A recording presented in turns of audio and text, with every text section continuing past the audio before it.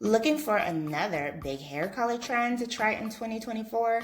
Well, then look no further than the hue of red auburn. Now, this is a new color to kind of hit the scene, and it is a nice in-between shade of that bright red color, which we've been seeing for the past couple of years, as well as the copper. Red auburn is more of an understated color that still manages to turn heads. So if you're looking for a way to shake up your boring strands, this just might be the hair color for you.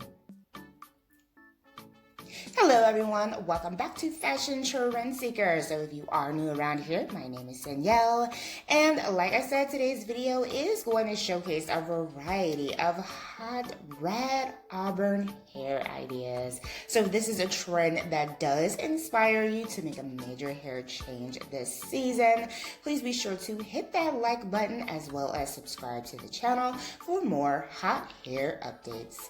Now without further ado, let's do a bit of a deep dive into why this hair color will be so popular in 2024.